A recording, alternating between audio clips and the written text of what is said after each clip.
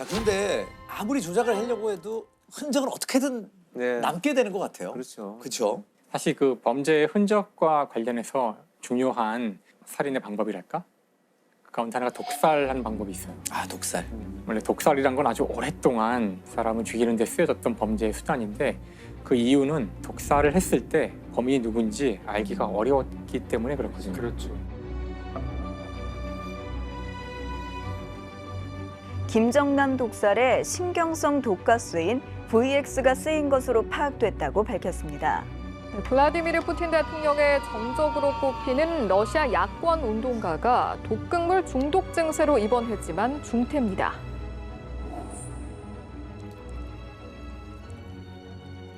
제가 이제 오늘 여기 오면서 어디를 가볼까 했는데 그 보성에 있는 녹차밭을 갔다 왔거든요. 되게 이국적인 풍경이던데 네, 가보고 네, 싶은 네. 풍경이라 우리나라 아닌 아닌 줄 것 알았어요, 같죠? 처음 그래서 나올 때. 오늘 제가 바로 거기를 갔다 왔는데요.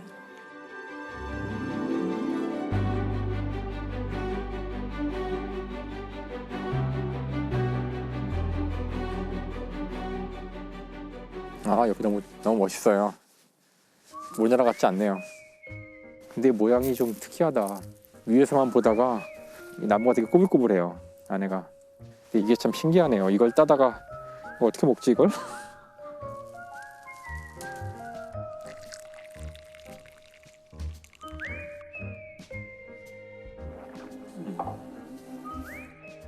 이게 지금 제가 가져온 녹차죠. 네. 네, 사실 여러분 드시는 네. 녹차가 아, 어쩐지. 네, 거기서 가져온 녹차입니다. 맛이 좋더라. 교수님 막 따신 건 아니죠? 따고 싶었는데 지금 따는 시기가 아니어서 따지 못했고요. 그래서 이 녹차, 사실 녹차와 홍차는 같은 잎으로 만들어지지만 이제 어떤 식으로 그 처리하냐에 따라 달라지는 건데 유명한 그 사건이 하나 있어요. 이른바 방사능 홍차 사건. 못 들어봤는데 저는. 러시아에서 푸틴이 그렇죠, 그렇죠. 아. 진짜 거기는 떠도는 얘기만 보면 대통령이 직접 홍차 한잔 할까요? 이런 식으로. 이 이야기는 그 러시아의 비밀 요원이죠.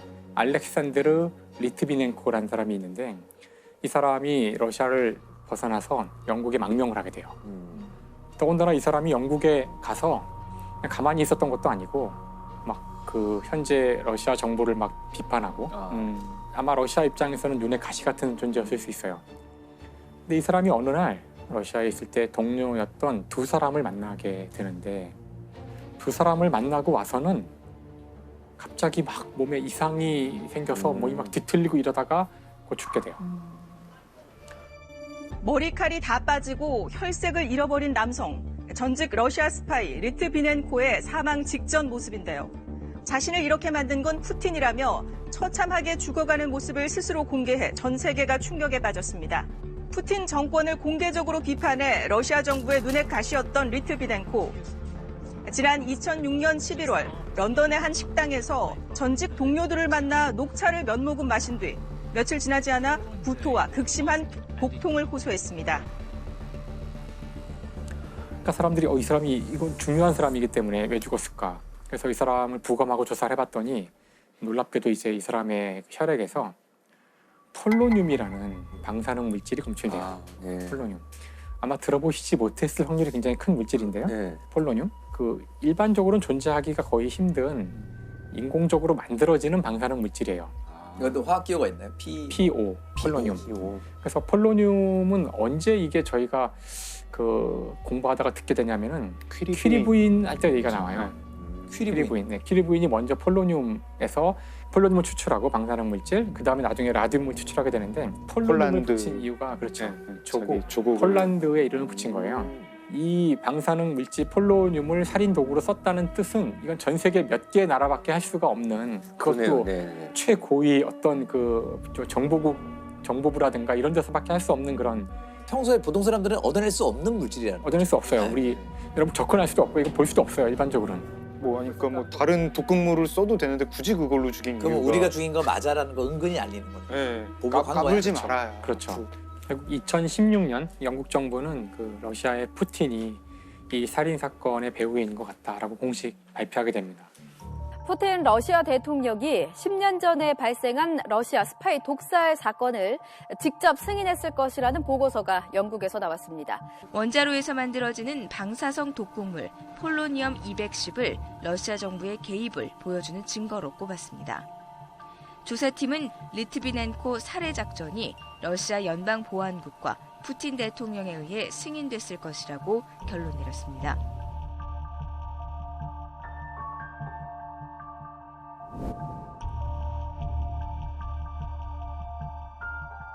되게 잔인하면서도 되게 선전적이네요. 살인 방법이. 이건 이제 대놓고 그 누가 살인범인지를 사실 알려주는 거나 다름없는 식으로 독살시킨 경우지만 원래 독살이라는 이 방법은 누가 범인인지를 모르게 하기 위해서 쓰이는 거고요. 역사에서 너무나 많이 나와서 보통 독이라고 하면 또 어떤 게 있을까요? 아마 그 저희가 지난 한 20-30년 스스로 이제 목숨을 끊는 그런 사건들 거기에 가장 많이 나오는 독은 청산가리? 청산가리죠. 그래서 청산가리. 청산가리. 청산가리. 청산가리는 이게 탄소, 질소, 이게 포타시움, 칼륨이라는 거죠. 칼륨. 그래서 사이안화, 칼륨. 네. 굉장히 단순해요. 구조가 단순하고 이거 다 사람 몸에 있는 흔한 원소들로 돼 있죠. 사실 여기서 중요한 거는 요 칼륨은 별로 중요하지 않고요. 요 사이안화, 이 사이안기 이게 독이에요. 이게 제가 하나의 예를 들면 바로 이게 독이란 걸 아실 수 있는데요. 여기다가 수소를 붙이면 이게 이제 무시무시한 건데요. 여기 수소를 붙인 거를 이제 치클론 B라 그래요. 치클론 B는 바로 2차 세계대전 때 나치가 아우슈비츠를 비롯한 그 학살에 이용했다. 유태인 수용소에서 학살에 썼던 가스가 바로 이 사이아나 수소예요. 호흡기로 들어가면 그렇죠. 그냥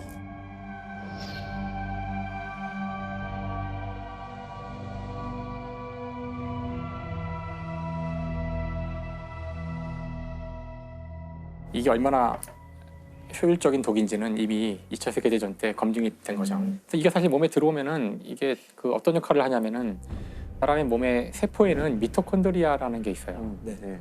미토콘드리아는 쉽게 얘기해서 에너지 공장이에요. 그 산소와 음식물을 결합하는 그 반응이 일어나는 곳이 바로 미토콘드리아인데요. 이게 들어가면은 미토콘드리아가 산소를 처리하지 못하게 만들어요. 그러니까 아무리 내가 숨을 쉬어서 산소를 세포로 보내도 사실상 세포는 산소가 없는, 그러니까 세포가 질식해서 죽게 되는 거죠.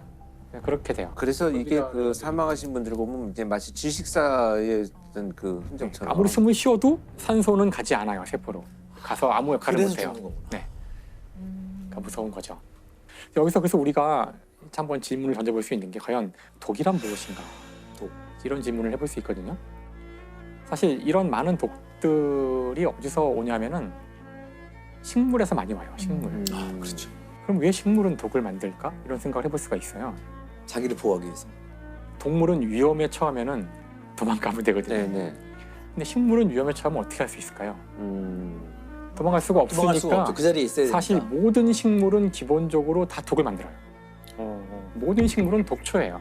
그러니까 이것이 독이다 아니다라는 기준은 단지 우리가 그 식물이 만든 독을 감당할 수 있느냐는 거고, 근데 그것도 감당한다는 거지 결국은 독이에요. 그러니까 그것도 양이 어느 이상 되면은 감당 못해요.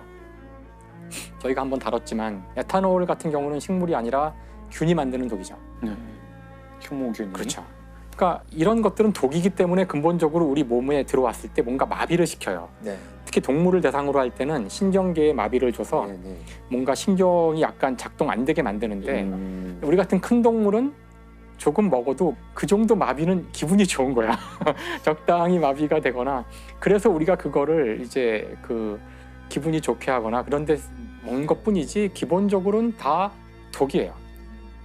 그래서 뭐 카페인, 니코틴 이런 거 다 독이에요. 그렇죠.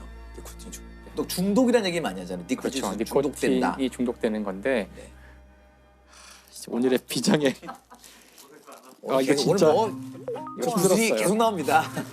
와 이렇게 복잡해요? 니코틴? 그러니까 이게 제가 이제 사실 범잡 나오면서 자꾸 이제 이 분자로 이것저것 만들어보는 게 재밌더라고요. 그래가지고 집에 이거 300개짜리 샀어요. 그래가지고 막 이것저것 만들어 보는데 오늘 다룰 거 이렇게 조립해서 오시고. 아니, 오늘 안 다루는 것도 이제 네. 막 화학식 나오면 만들어보고 하는데 이게 니코틴이랍니다. 이때까지 만드신 것 중에 제일 복잡한데요? 이건 만드니까 참 보람도 있고 뿌듯하더라고요. 네, 그래서 이게 니코틴인데 검은색이? 검은색은 탄소고요. 탄소, 그다음에 파란색이 질소, 질소. 그다음에 하얀색은 수소죠. 그러니까 그냥 니코틴 같은 경우도 이제 아까 이야기 들어오면 이것이 신경에 영향을 주는 물질이라서 조금 섭취하면은 이제 기분이 좋아지죠. 근데 많이 섭취하면 당연히 안 좋고요. 이것도 이제 다량을 한꺼번에 농축된 니코틴을 섭취하면은 죽을 수 있어요. 당연히. 언제나 용량이 중요하다는 건데 그래서 니코틴을 이용한 살인 사건이 있었어요. 네. 그래서 2016년 남양주에서 있었던 사건인데 아, 네네네. 이제 부부가 있었는데 나가서 같이 외식을 하고 들어왔어요. 네. 외식을 하고 들어와서 잠이 들었는데 남편이 잠들었죠 먼저. 부인이 가서 보니까 남편이 숨을 쉬지 않는 거예요. 그러니까 죽은 거죠. 보니까 네, 잠시 네, 후에 네. 죽은 거예요. 네. 그래서 연락을 해서 이제 나중에 이제 경찰들이 오고 해서 봤는데 이유를 잘 모르겠거든요. 이건 부검을 해야겠다. 사연을 모르니까. 근데 부인이 부검을 극구 안 하겠다고 하는 거예요. 네, 네. 그러니까 이제 뭔가 좀 수상한 거죠. 수상하고 결국은 부검을 하게 되는데 부검을 했더니 부검의가 독극물 증세가 있는 것 같다. 그래서 이거는 국가수로 보내야겠다. 그래서 네, 네. 국가수로 가요. 국가수에서 조사를 해보니까 니코틴이 이제 굉장히 많은 양 검출이 됐고 동시에 이제 졸피뎀 졸피뎀은 많이 수면제죠. 예. 뭐 수면제를 투여하고 독약을 넣은 거죠. 독극물을 이제 농축 니코틴을 넣은 거라고 할 수 있죠. 이 그 아내의 그 사건 당일의 행동이 좀 이상한 점이 많아요.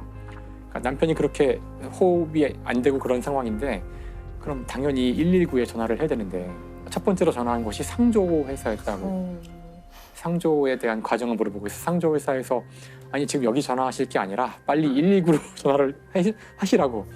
이런 것부터 이제 이상하고 그래서 조사에 들어간 거죠. 이제 그 이후에 그 아내의 행적이 굉장히 좀 의심스러워요. 일단 부검이 끝났으니까 이제 다시 시신을 받게 되는데 시신을 받은 당일 바로 화장을 하게 되고 심지어 이 남편의 친구들, 지인들이나 이렇게 가족, 친지들한테 이 죽음을 알리는 장례식도 하질 않아요. 그러니까 굉장히 좀 이상한 거죠. 이상하고 그 다음에 사실 이 남편이 모아놓은 돈이 대략 한 10억 원 가까이 되는데 그 10억 원을 다 이제 사실 유산으로 받을 수 있는 사람은 한 명, 바로 이 아내밖에 없었어요. 뿐만 아니라 이 아내에게는 이제 내연남이 있었고 그다음에 그 내연남이 이 사건 5일 전 니코틴을 구매한 이제 구매 그 증거들이 있고 그 내연남의 휴대폰을 이제 분석해 보니까 그 안에서 니코틴을 뭐 구입하는 방법이라든가 살해 방법, 그다음 심지어 뭐 상조의 회사에 대한 내용이라든가 이런 것들을 검색했던 기록이 나왔다고 하더라고요. 그리고 그 남편이 죽은 이후에 한 10억 원 가량의 돈이 있잖아요.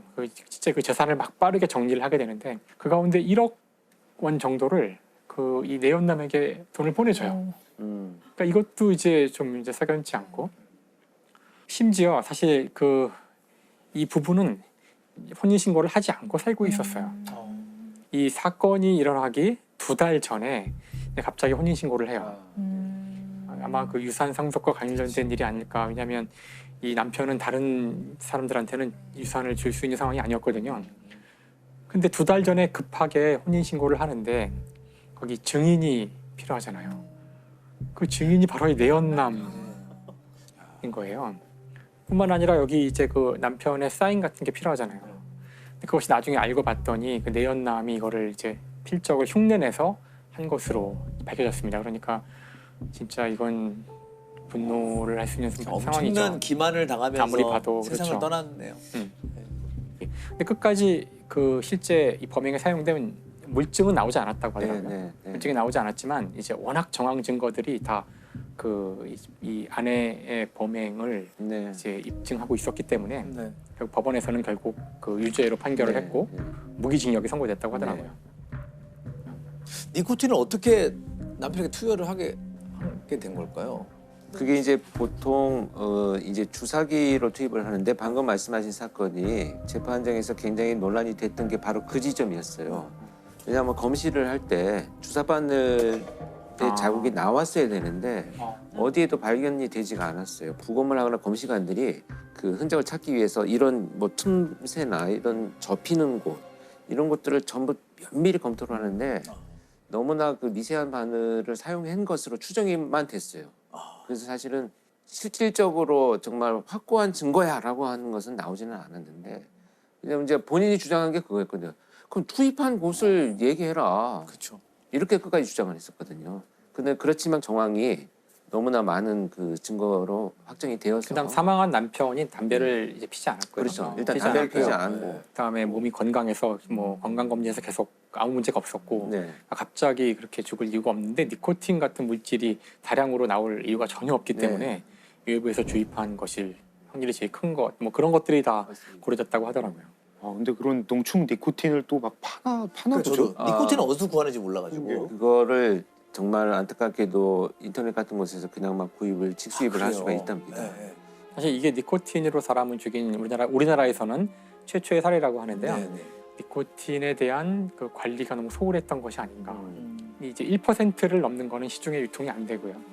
1% 이하만 이제 유통이 되고 철저하게 관리가 되도록 이제 바뀌게 됩니다.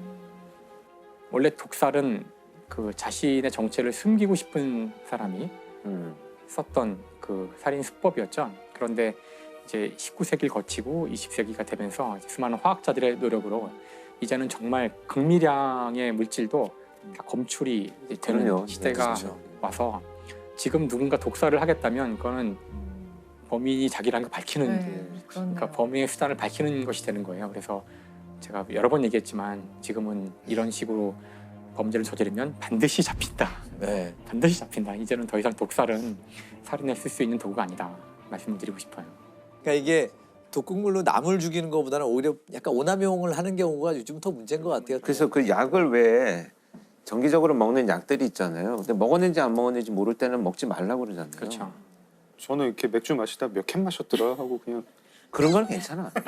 사실은 술도 좀 센 독이긴 한데 중독성도 강하고 못 끊겠죠? 아니 갑자기 나를 보고 저는 식물이 사건의 단서가 되기도 하지만 살인 도구가 되기도 한 그런 사건을 말씀을 드리려고 그래요. 이것도 이제 일본에서 일어났던 사건이고요. 투구꽃 살인 사건. 이렇게. 투구꽃. 네. 카미야 치카라라는 이제 40대 남자고요. 이 남자는 사건 일어날 때 부인과 결혼한 지 불과 3개월밖에 안 됐었어요. 신혼부부였죠. 네. 이들 부부는 오키나와를 여행을 합니다. 오키나와를 여행을 하다가 여행 마지막 날 이제 호텔에서 같이 아침을 먹고 체크아웃을 하고 공항에 가요. 공항에 가서 카미야는 나는 이제 급한 일이 생겨서 돌아가겠다. 당시에는 친구들이랑 여행을 계속 해라. 네, 이래가지고 이때가 한 12시쯤인 것 같아요. 카미야는 이제 가고 이 부인은 친구랑 같이 오키나와 섬 옆에 이시가키 섬이라고 섬을 가요. 네. 이제 이시가키 섬에 도착하니까 1시 조금 안 되고 택시를 타고 호텔로 가는데 네. 거기서부터 이 카미야의 젊은 부인이 좀 상태가 안 좋아져요. 막 땀을 막 흘리고 뭐 좀 약간 호텔에 가서는 급격히 상태가 안 좋아져가지고 막 구토를 하려고 하고 약간 마비 증상이 오는 것 같고 그래서 친구들이 구급차를 불러가지고 병원으로 갔는데 3시쯤 병원에서 사망을 해요. 이상하죠. 전날까지 멀쩡하던 그렇죠. 사람이 나이가 많은 것도 아니고 누가 봐도 변사인데 그렇죠. 그래서 사망 다음 날에 남편의 허락을 받아가지고 부검을 하는데 사인이 뭔지 잘 모르겠고 약간 심장 색깔이 바뀌어 있었다고 해요. 근데 이 남편이 태도가 너무 침착해요. 너무 흥분함도 없이. 그리고 이 남편이 이제 이 법의학자분한테 한 이상한 말 중에 장기를 다 제자리에 두셨나요? 이런 이렇게 물어봤다고요. 장기를 다 제자리에 두셨나요? 예. 이게 남편이 아내 부검 뒤에 법의학자한테 할 말이 좀 이상한데. 아니잖아요. 뭐 그런 건 묻지 않죠. 네. 부검이라는 행위는 정확한 사인을 찾기 위해서는 장기에 대해서는 얼마든지 손을 대거든요. 근데 대신 외형적으로는 깔끔히 마무리해 주십시오. 이런 부탁은 해요. 네. 네. 그래서 이 법의학자분이 그 부검 보고서에는 그냥 급성 심근경색이라고 쓰는데 좀 이상하다 생각을 하면서 뭐라고 뭐 증거는 없으니까 사인도 잘 모르겠고 그래서 이 법의학자분이 심장이랑 혈액을 따로 보관을 하세요. 검사용 말고 따로 네. 내가 또 보관을 한 네, 거죠. 보관을 했습니다. 그리고 이 친구들이 남편을 좀 의심을 합니다. 이 남편이 카미야라는 남자가 알게 된 지 6일 만에 청혼을 하는데 부인한테 자기가 공인회계사다 이렇게 얘기를 했는데 친구들이 보기에 좀 이 남자가 공인회계사 같지가 않은 거예요. 그래서 공인회계사 명단을 입수를 해가지고 봤더니 거기에 카미야 치카라라는 이름은 없었어요. 그래서 당신 공인회계사 아니지 않냐 했더니 카미야는 내가 공인회계사는 아니고 중소기업에서 회계를 봐주는 컨설팅 일을 하고 있다. 뭐 이러면서 대충 어물쩍 넘어갑니다. 그리고 좀 으스스한 게 카미야가 집에서 자기가 영양제를 만드는 사람이었어요. 자기가 영양제를 만들어서 부인한테 맨날 먹였어요. 그러니까 이거 좀 이상하죠. 그래서 친구들이 경찰에도 이거를 제보를 하고 언론사에도 제보를 하고 보험회사에도 연락을 합니다. 혹시 이 사람 생명보험 든 거 없냐. 카미야는 처음에는 자기가 보험 든 게 없다고 했는데 나중에 보니까 있었어요.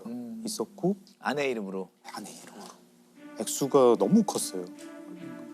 1억엔이 넘는 수령액을 받게 돼 있는데 이게 1986년 일이었으니까 당시 환율로 한국 돈 10억 원에 해당하는 돈을 받게 될 예정이었고 그러니까 지금의 가치로 따지면 한 30억 정도 된다고 해요. 너무 의심스럽잖아요. 모든 게 다 인과관계 있을 것 같은데. 네. 그래서 언론사가 먼저 취재를 합니다. 이 카미야 치카라라는 사람 주변을 보다 보니까 이 사람이 결혼 이번이 사실 3번째였는데 앞에 부인, 그 앞에 부인도 다 심근경색으로 사망했어요. 너무 심지어 2번째 부인 사망할 때는 보험금도 받았어요. 당시 경찰이 이제 이게 사망금을 노린 보험 살인이겠구나 하고 이제 의심을 하게 되죠. 그래서 그 부검이한테 다시 연락을 합니다. 사법 부검을 해달라 이렇게 의뢰를 해요.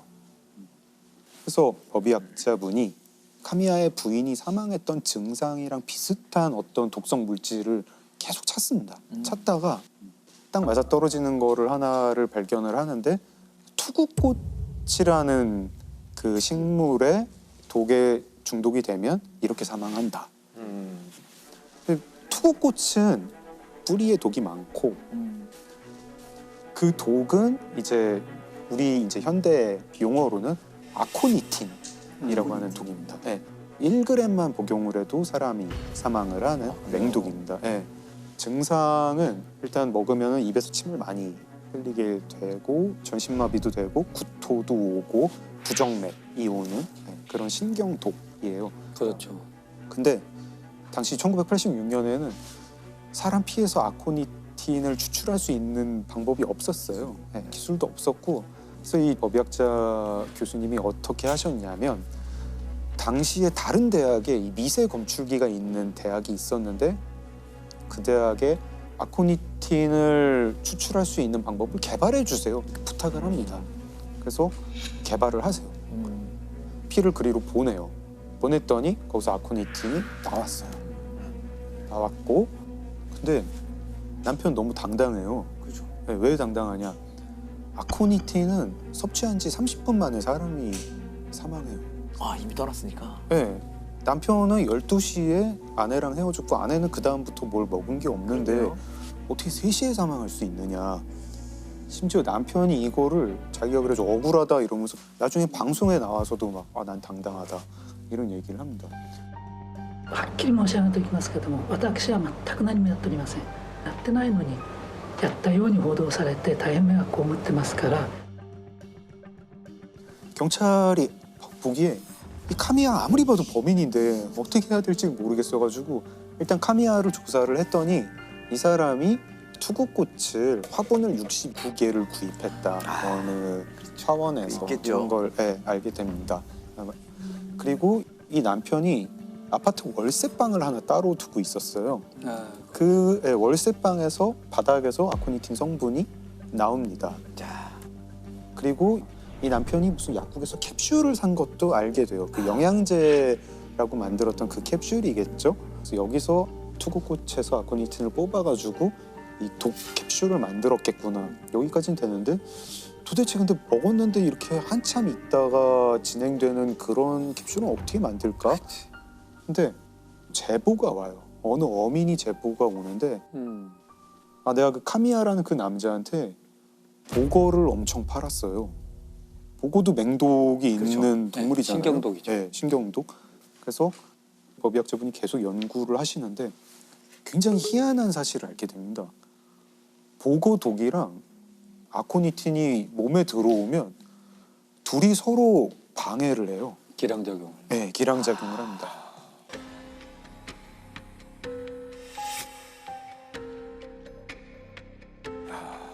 보고독은 아코니틴 독을 방해를 하고 아코니틴 독은 보고독을 방해를 해서 둘 다 원래 먹으면 그냥 바로 응급실 행인데 서로의 기능을 방해하는 거군요. 서로의 기능을 방해를 합니다. 노벨상감입니다. 아니 그거를 연구할 정도면 그냥 연구를 하지. 그 정도는 연구비로 받을 수 있을 텐데. 범인 카미야 치카라. 이 사람은 그러니까 아파트를 빌려가지고 자기 사설 독극물 연구소를 차린 거잖아요. 그런 거네요. 나중에 보니까 생쥐도 여러 마리 구입을 했더라고요. 그 아파트에서 어떻게 하면 보험금 잘 탈 수 있을까?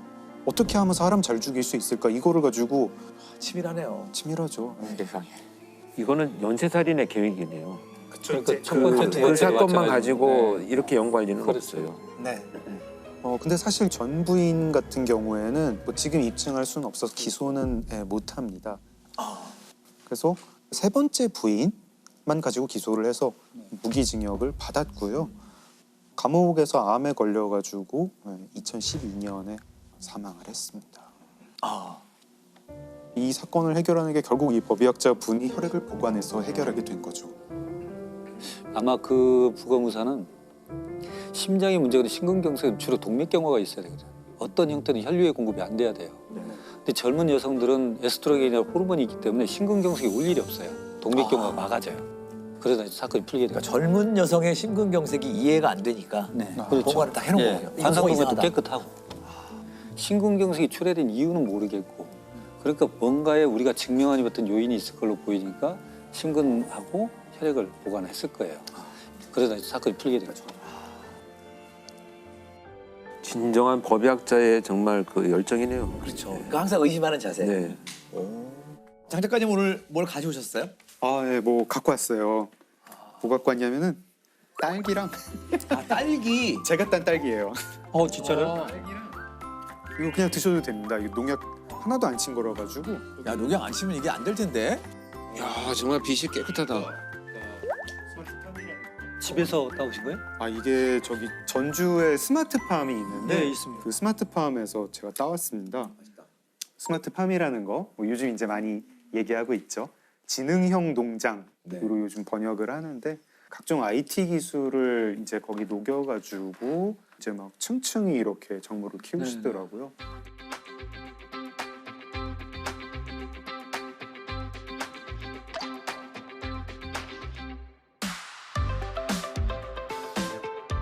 저 스마트팜 태어나서 처음 와봐요. 환영합니다. 딸기가. 네. 사서 드셔보셔도 괜찮습니다. 그런가요? 진짜 네, 먹어도 되나요? 네. 무농약 있기 때문에 씻을 필요도 없고.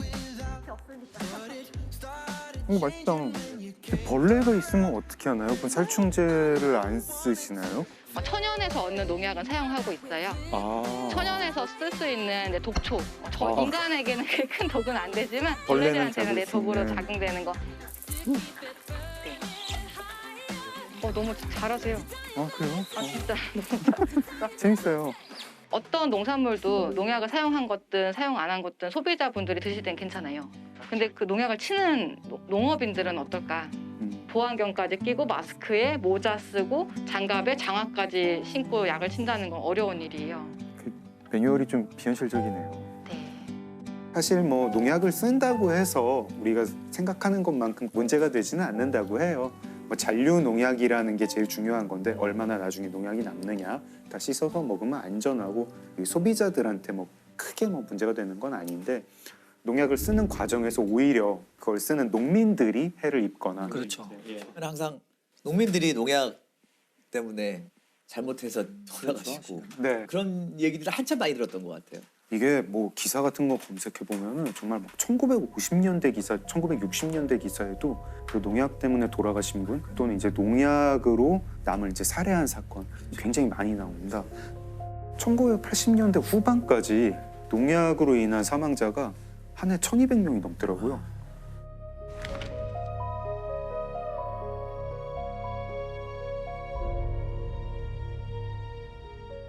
전형적인 후진국형 사고들이죠. 다 분무를 하다가 뭐 바람이 이제 거꾸로 불어가지고 내가 마시게 된다든가 농약을 구하기가 쉽고 관리를 잘 못하다 보니까 나는 사고들인데 제가 오늘 이제 말씀드릴 사건은 권 교수님도 실제로 수사에 참여를 하셨던 굉장히 이제 국민적 관심이 높았고 유명한 사건이죠. 경북 상주 농약 사이다 사건입니다. 경북 상주의 한 마을회관에서 음료수를 마신 할머니들이 의식을 잃고 쓰러져 중태에 빠졌습니다. 국과수 감정 결과 음료수에는 살충제 성분의 농약이 들었던 것으로 확인됐습니다. 무색 무취의 농약이라서 할머니들이 농약이 섞여 있다는 것을 모른 채 음료수를 마셨던 것으로 보입니다. 때는 이제 2015년 7월 14일이고요. 마을회관에 할머니 7분이 모입니다. 7월이니까 덥잖아요. 그렇죠. 아우 더우니까 목마르다. 뭐 먹을 거 없나? 마실 거 없나? 하고 냉장고 문을 열어요. 사이다가 페트병으로 있었는데 뚜껑이 사이다 뚜껑이 아니라 자양강장제 뚜껑으로 닫혀 있었어요. 할머니 한 분이 그걸 꺼내 와가지고 밥그릇에 돌려가지고 나눠 드십니다. 나눠 드시는데 한 분은 내가 집에서 마가루를 이제 물에 타가지고 마시고 와가지고 난 안 먹겠다. 이러면서 한 분은 안 드세요. 드시고 나서 조금 있다가 한 분, 두 분 쓰러지세요. 한 분, 두 분 쓰러지고 할머니들이 이제 쓰러진 채로 구토를 해가지고 토사물이 얼굴에 뒤덮이고 하도 한 분은 이제 그 구토를 격렬하게 하셔가지고 틀니가 빠질 지경이 돼요. 제일 젊었던 할머니가 비틀거리면서 나가요. 마을회관 옆집에 살던 할머니가 마당을 기어다니던 할머니를 보고 형님 왜 그래요? 이러면서 119에 신고를 합니다. 그 마을회관 안에는 할머니 5분이 계속 발작을 하고 계신 거예요. 근데 그 안에 할머니 5분이 있다는 걸 구급차가 몰라요. 아이고 이런. 신고를 한 분만 했구나. 거의 1시간 가까이 돼서 이 5 할머니는 그때서야 병원을 가는 거예요. 그 할머니 6분 이제 다 중태에 빠지시고 결국 2분은 돌아가세요. 경찰이 당연히 오죠. 마을회관에 있던 모든 액체를 다 수거를 하고 금방 밝혀내요. 뭐 들어있다. 네. 사이다와 특정 성분의 살충제가 섞여 있었다. 이거는 그러면은 계획적인 범죄고 살인 범죄다. 수사를 하죠. 마을 입구에 CCTV가 있어요. 외부인 온 사람들을 다 수색을 해요. 근데 외부인 중에는 없는 것 같아요. 외부인 중에는 없는 것 같고 그럼 내부인인가? 이 마을 너무 작아가지고 마을 사람들 다 서로 알고 다 형님 동생하고 누가 원한 가진 사람도 없는데 이게 어떻게 이럴 수가 있지? 자연스럽게 의심의 방향은 왜 할머니가 7분이 모였는데 한 분만 사이다를 안 드셨나? 안 드신 분. 네. 그 안 드신 분한테 이제 수사 초점이 모아가게 되죠. 수사를 할 때 의심스러운 부분들이 많이 나와요. 그 할머니가 타고 다니는 전동 휠체어가 있는데 거기서 농약 성분이 나오고 이 할머니 옷에서 그 살충제 성분이 나와요. 제일 또 의심스러운 거 하나가 그 할머니 집에 그 마당 뒷뜰에 뚜껑 없는 자양강장제가 나오고 그 자양강장제 안에 살충제가 성분이 나와요. 그리고 할머니 집에서 자양강장제가 9병이 더 나오는데 그 9병이랑 마당에서 발견된 한 병이랑 유통기한이랑 제조번호가 같아요. 같은 세트네요. 네, 같은 세트.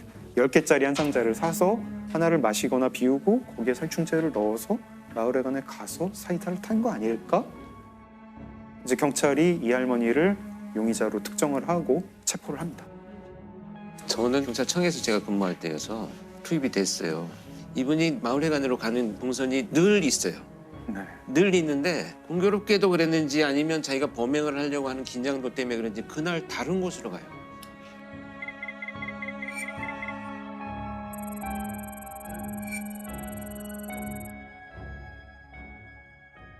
이제 그 다음부터가 문제인데 정황 증거는 있죠. 정황 증거는 있는데 물증이 없어요. 그 자연강장제에서 할머니 지문이나 DNA가 나오지도 않고 사이다병에서 나오지도 않아요. 그리고 할머니가 그 살충제를 사이다에 섞는 게 CCTV에 찍힌 것도 아니고 그걸 본 사람도 없어요. 할머니도 자백하지 않아요. 안 그랬다고 그러시고. 할머니는 끝까지 나는 절대 그러지 않는다. 강력범죄였던 성향이 있는 분들도 아니고 하니 계기만 만들어주면 잘 자기가 이 범죄가 왜 저질러졌는지에 대한 동기를 스스로 밝히고 자백을 할 줄 알았는데 끝까지 완강하게 결국은 마지막까지 이렇게 자백하지 않고 갔는데 그렇게 해서 국민참여재판에 신청을 하게 돼요. 여태까지 이제 국민참여재판으로 한 사건 중에 제일 긴 사건이에요. 굉장히 치열한 공방을 거쳐가지고 국민참여재판이 5일 동안 결국에는 이제 배심원들이 전원 유죄로 판결을 내립니다. 그리고 대법원도 결국 무기징역입니다.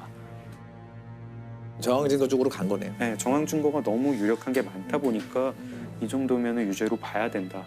이런 사건인데 안타깝기도 하고. 그러면은 살해 동기도 모르는 거네요.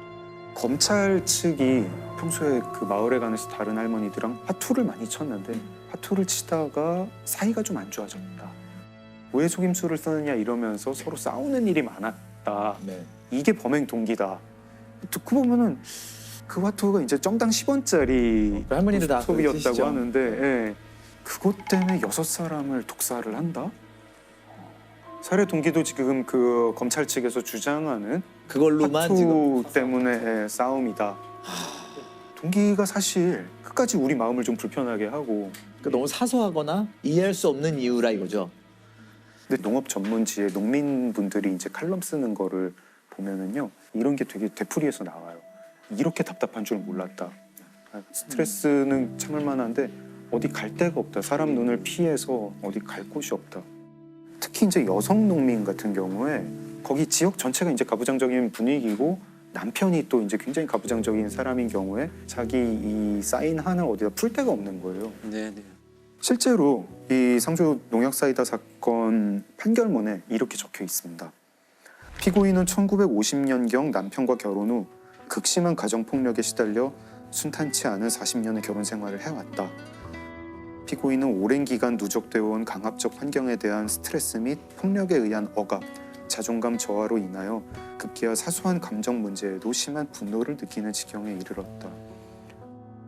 제가 종합보고서에 썼던 내용이거든요. 학대받는 여성 증후군의 증상들을 조금 나타내셨어요, 이분이. 실제로.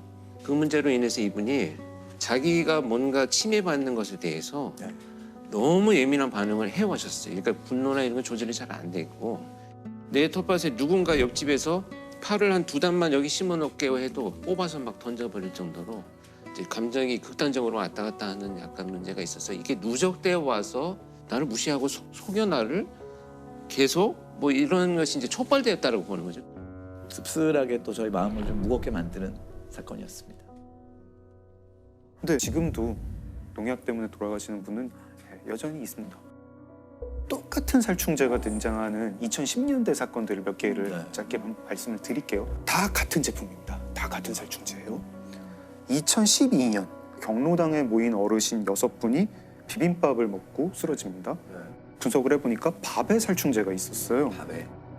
증거도 없고 목격자도 없고 결국 범인 못 잡았어요. 미제예요? 네, 미제예요. 2013년 충북 보은 농약 콩나물밥 사건. 보은 음식점에서 콩나물밥 드신 어르신 6명이 쓰러지고 그중에 역시 한 분이 사망을 하는 건데 분석을 해봤더니 양념간장에 그 살충제가 있었어요. 똑같은 살충제. 네, 다 똑같은 살충제. 이것도 끝까지 범인 못 잡았습니다. 2016년 경북 청송 농약 소주 사건.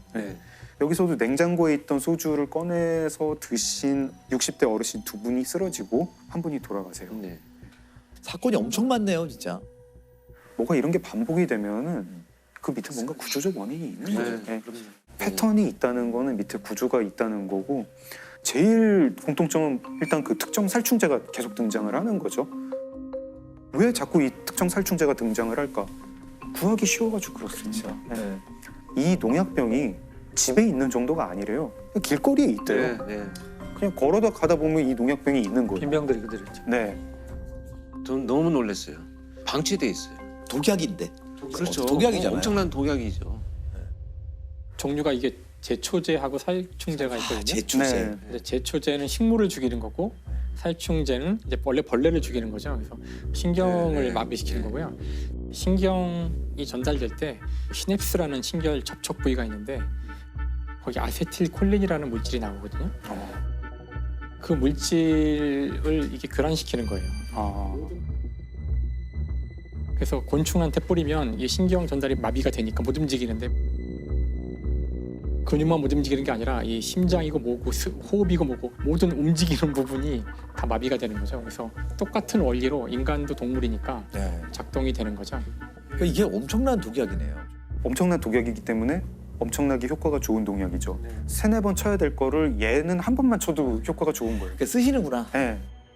이게 전반적으로 관리가 허술하다. 그렇죠. 네. 끝단에서 관리가 허술하다 이 얘기인데 하얀 가루 형태의 농약은 조미료로 착각하거나 밀가루로 착각을 하고 액체 형태의 농약은 물로 착각을 하고 그러니까 중요한 건 그렇게 사람은 실수할 수 있으니까 그 농약 포대에 해골을 그려놓든지 색깔을 달리해서 경각심을 갖게 해야 되는데 한 사람의 단순한 실수로만 봐버리면 안 된다는 거예요. 사고라는.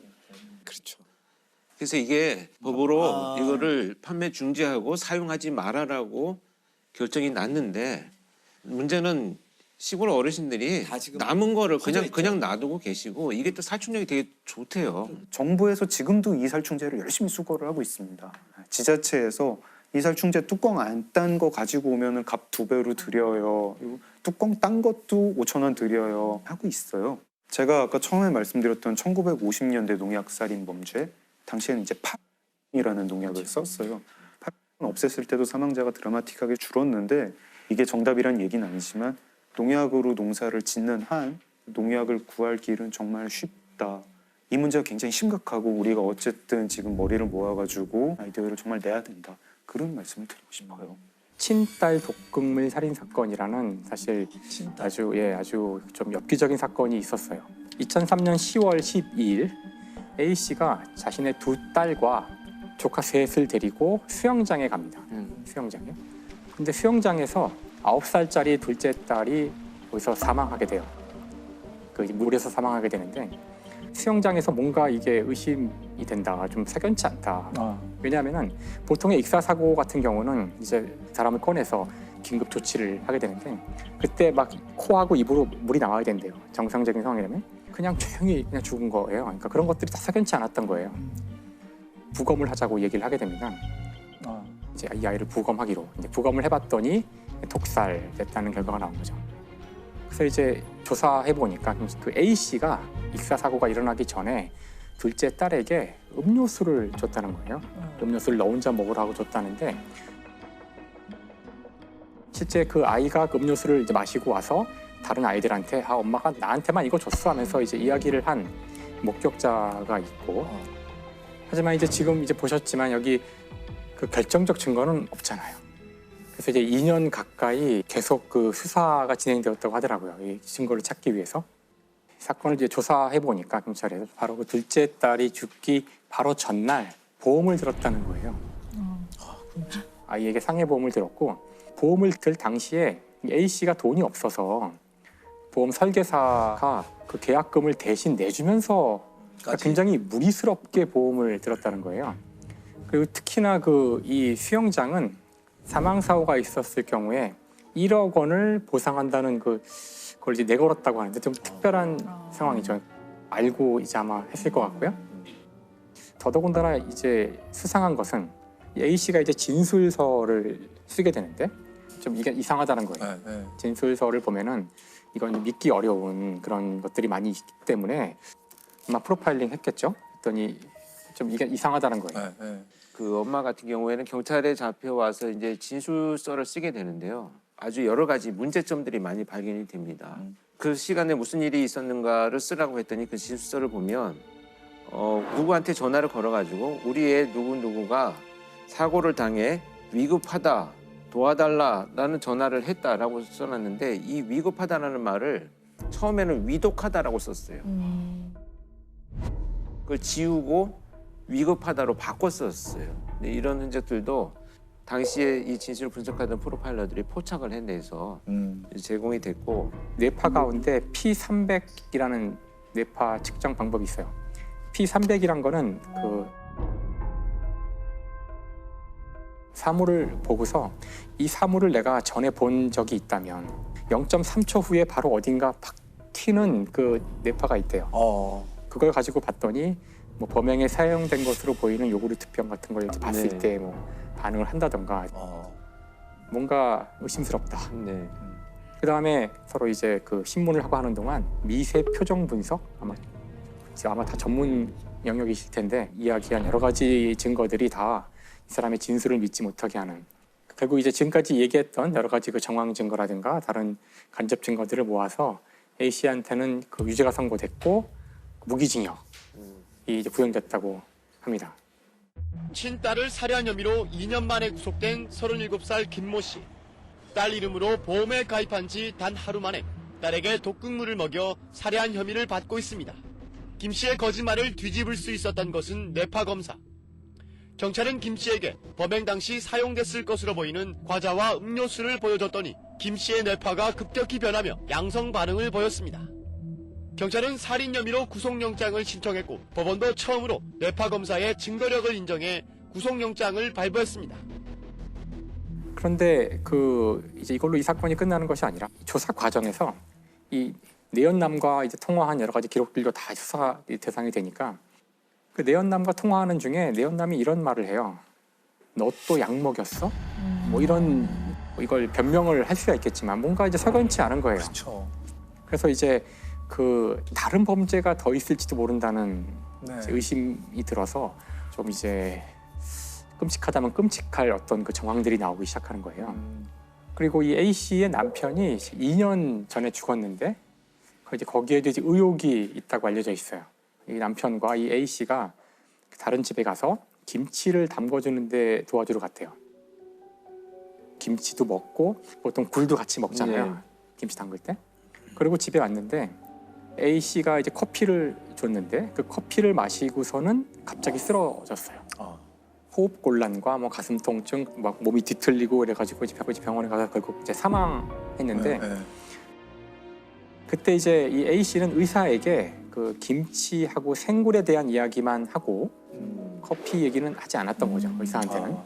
그래서 의사는 일단 굴에 의한 과민성 쇼크일 거라고 이제 진단을 했던 것 같아요. 당시는 그냥 그렇게 처리가 됐는데 새로운 상황에서 이 사건을 들여다보니까 이 죽은 남편에게 이 보험이 2개가 있었는데 이 사고 전에 4개의 보험을 더 든 거예요. 3,700만 원의 보험금을 받게 돼요. 근데 그때는 물론 의심하지 않았던 거죠. 더 이제 놀라운 것은 그 다음 해인데 2002년 그 A 씨의 친구가 있어요. 네. 그 A 씨가 그 친구와 같이 케이크를 이제 먹었는데 그리고서는 친구가 사망을 해요. 갑자기 사람이 죽었으니까 부검을 해서 조사를 해봤는데 일단 급성 심근경색이라는 진단을 내리기는. 근데 이제 그 부검에 참여했던 그 수련의가 메모를 하나 해놨는데 약물 중독이 의심된다라고 써놓긴 했어요. 그러니까 약물 중독인 것 같긴 한데 뭐 확실하진 않고 이런 어쨌든 공식적으로는 그냥 심근경색에 의한 것으로 종료를 했는데 이 사건이 이제 엽기적인 이유는 이 죽은 이 친구가 사망하기, 이 사건이 일어나기 직전에 생명보험에 들어요. 근데 정말 희한하게도 이 생명보험의 수혜자가 바로 이 A 씨예요. 되게 이상하죠. 왜 친구한테 그렇게 되지? 누가 생명보험을 들 때 자기 친척이나 자기 뭐 가족이 아니라 친구한테 드는 경우는 없잖아요. 죽은 친구의 남편이 진정서를 이제 수사기관에 제출했지만 증거가 부족하다는 이제 이유로 그냥 기각됐다고 하더라고요. 이미 다 그 2사람 다 시신이 다 벌써 처리가 돼가지고 다시 조사할 수 없는 상황이었다고 하더라고요. 결국 그래서 지금까지도 이 억울한 죽음의 원인이 풀리지 않은 거죠.